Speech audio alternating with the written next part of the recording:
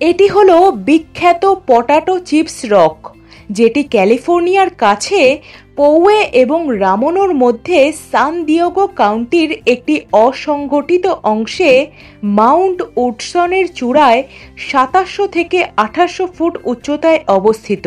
আলুর চিপসের মতো দেখতে এই পাথরটি ৭ ফুটেরও বেশি লম্বা।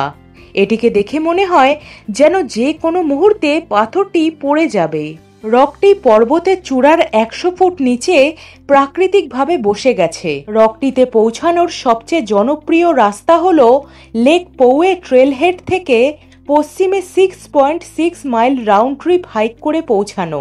২০১৭ সালে পৌয়ের মেয়র স্টিভ ভাউস রকটিকে এপ্রিল ফুলস ডে প্র্যাঙ্ক হিসাবে ব্যবহার করেছিলেন। এছাড়াও তিনি টুইট করে বলেন যে পাথরটির কিছু অংশ ভেঙে পৌয়ে লেকে পড়েছে, যার প্রমাণস্বরূপ তিনি সেই লেকে পড়ে থাকা পাথরের অংশের ছবিও পোস্ট করেছিলেন নিজের টুইটার অ্যাকাউন্টে।